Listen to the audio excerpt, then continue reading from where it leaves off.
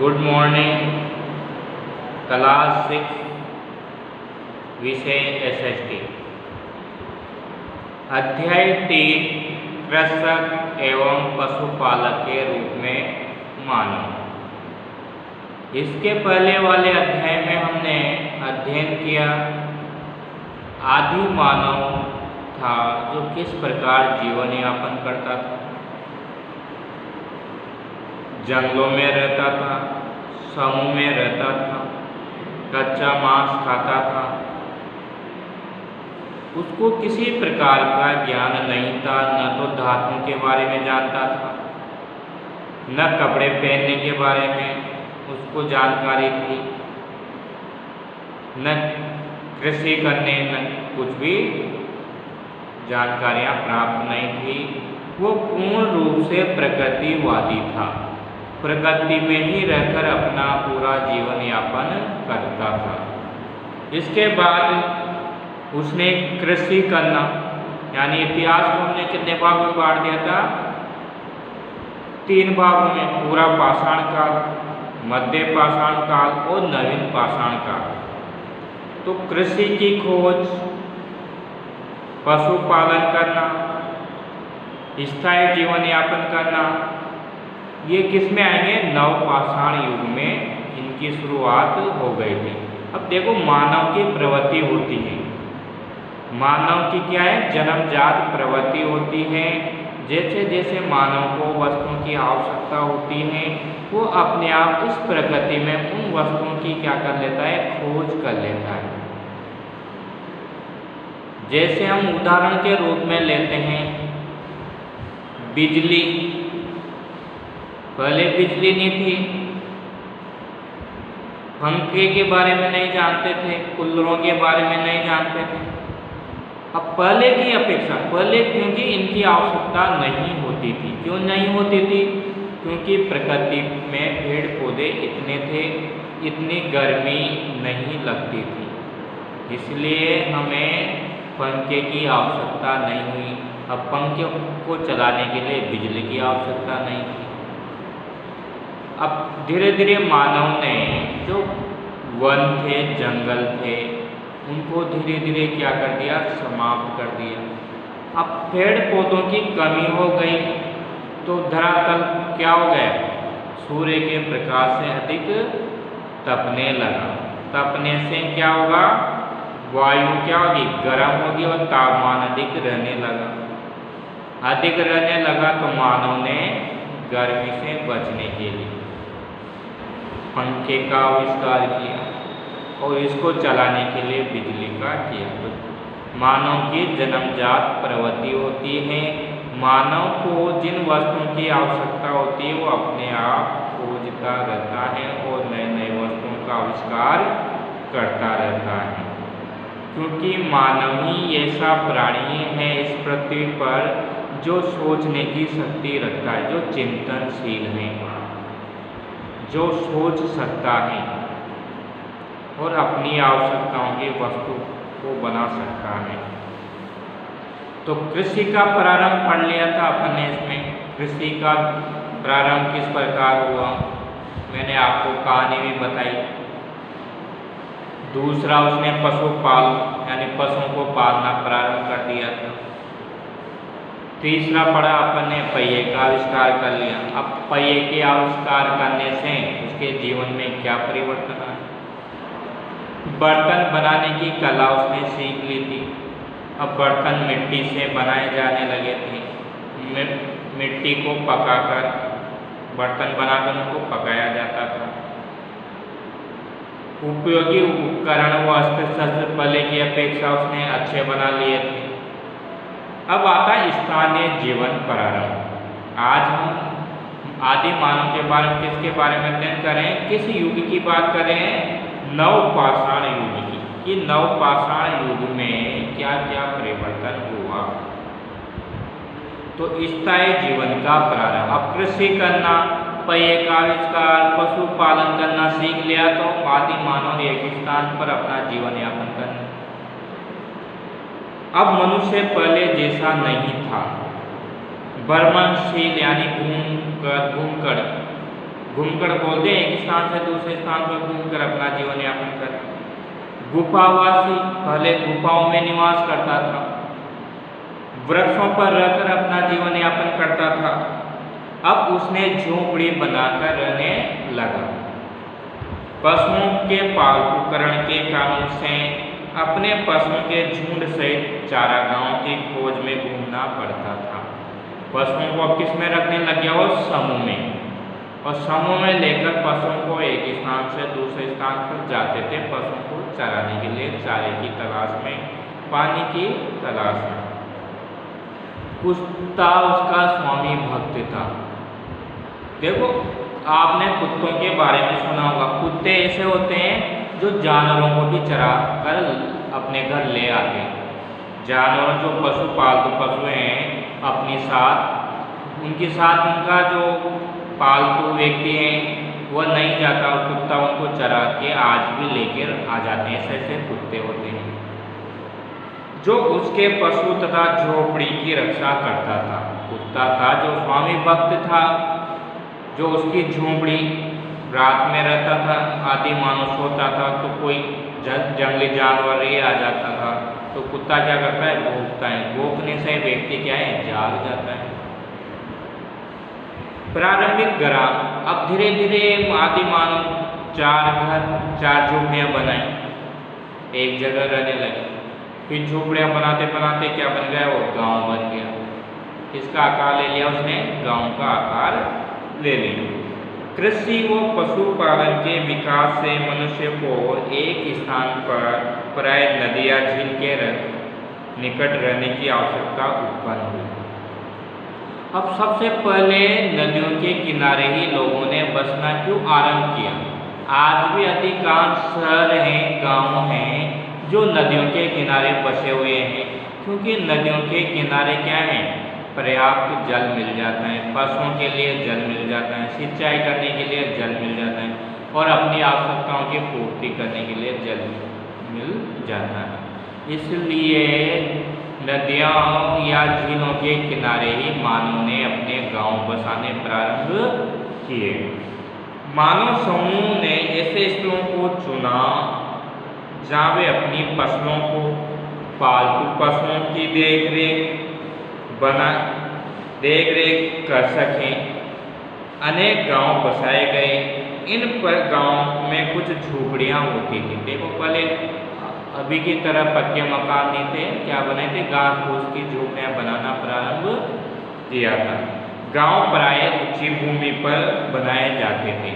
ऊंची भूमि पर इसलिए बनाए जाते थे क्योंकि वर्षा के दिनों में वहाँ बाढ़ न आए, बाढ़ का पानी नहीं पहुँचे, इसलिए ऊंचे स्थानों पर बसाए गए थे। झोपड़ियाँ ऊंचे स्थानों पर बनाई गई थी जो बाढ़ों से सुरक्षित हो।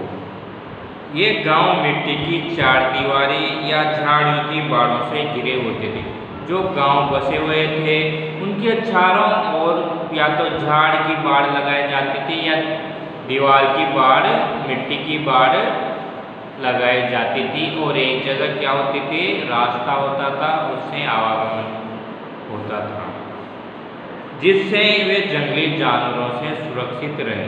क्योंकि गांव में जंगली जानवर ये न आ पाए, इसलिए वह कांटों की दीवार खींचा करते थे या मिट्टी की दीवार खींचा करते थे। तो ये था उनका प्रारंभिक ग्राम।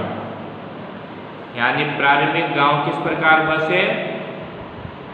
उन्होंने ऊंचे स्थानों पर झोपड़ियाँ बनाना प्रारंभ किया। धीरे धीरे अधिक झोपड़ियाँ बनी। जंगली जानवरों से बचने के लिए उन्होंने गांव के चारों ओर कांटों की दीवार या मिट्टी की दीवार खींचना प्रारंभ किया। अब धर्म, उनका धर्म क्या था? धर्म प्रकृतिवादी था। खिम की पूजा करना उन्होंने प्रारंभ किया। नवपाषाण युग मानव जल, पृथ्वी और अग्नि तथा मेघ गर्जन, सूर्य, वर्षा आदि प्राकृतिक तत्वों की पूजा करता था। किसकी पूजा करता था? जल की, अग्नि की यानी आग की, बादलों की, मेघ गर्जन की, इंद्रदेव, सूर्य की, क्योंकि सूर्य उनको क्या देता है? प्रकाश देता है, इसलिए वो भी उसके लिए क्या है, भगवान है। वर्षा से जल प्राप्त होता था, इसलिए जल भी दे। जल क्या है, जीवन, जीवन को जीव को जीवित रखता है, इसलिए उसको देवता माना गया। इस प्रकार उसने इनको देवता मानकर पूजा करने लगा, क्योंकि उनको आदि मानव को इनसे डर लगता था।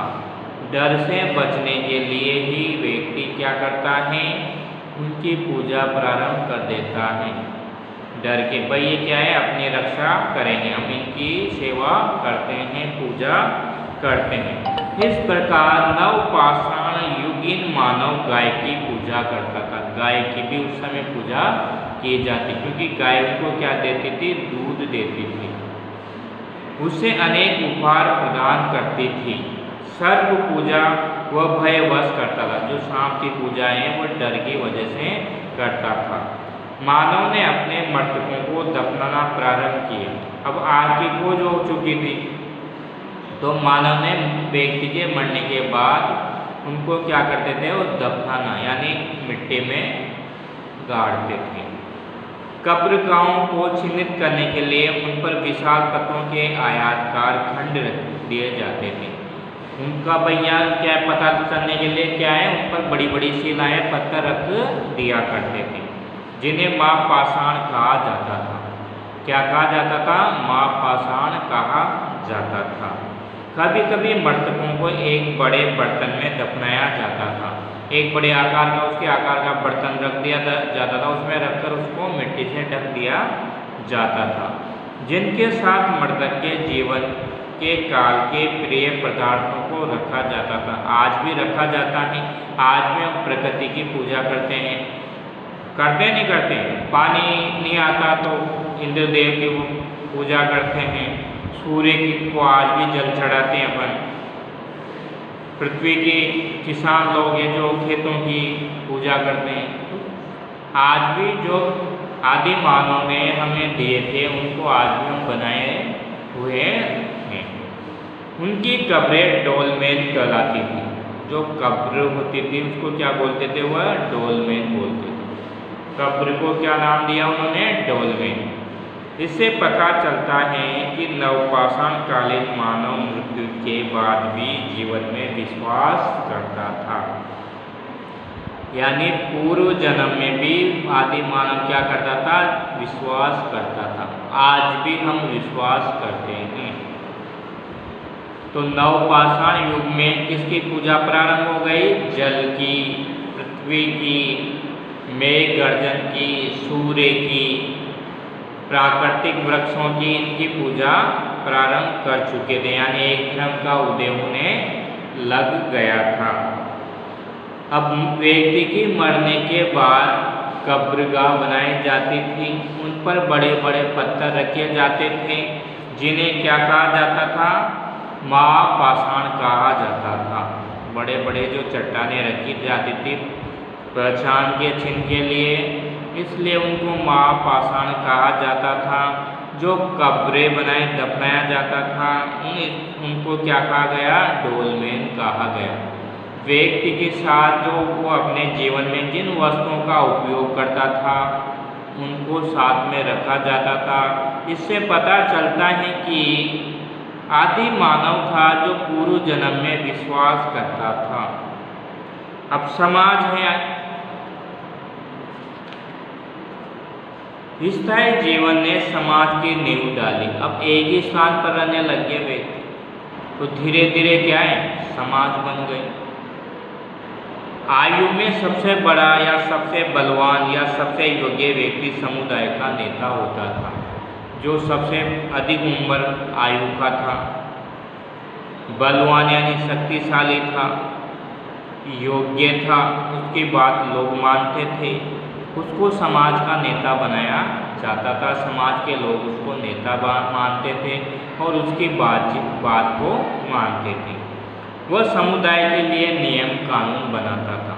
जो मुखिया था वह क्या करता था, नियम कानून बनाता था, जिसका पालन सभी लोग करते थे। जहाँ उस गांव में जो रहते थे वो सभी उसके बनाए गए नियमों का पालन करते थे। कृषि उपज का बंटवारा सभी में किया जाता है, यानी सामूहिक खेती की जाती थी। जो फसल निकलती थी उसमें सभी लोगों को बांट दिया जाता था। अब जबकि मनुष्य का जीवन अधिक स्थायी हो चुका था, उसके पास पर्याप्त समय था, कुछ लोग शिकार पर जाते थे, अभी भी शिकार करते थे, कुछ हल चलाते थे, कुछ शिकार करने जाते थे, कुछ खेतों में हल चलाते थे, कुछ पशु चराने के कार्य करते, यानी समूह में रहते थे अभी भी पूरे लोग। अन्य लोग अस्त्र शस्त्र उपकरण आभूषण आदि बनाते थे, यानी उन्होंने कार्य को अलग अलग भागों में बांट लिया था, सब मिलकर कार्य करते थे। शेष व्यक्ति वस्त्र बुनने, मिट्टी के बर्तन बनाने आदि में व्यस्त रहते थे। स्त्रियां घर तथा बच्चों की देखभाल करती थी, जो आज भी करती है। तो यहाँ तक आज हमने समाज के बारे में, धर्म के बारे में, प्रारंभिक ग्राम स्थायी जीवन का प्रारंभ के बारे में अध्ययन किया।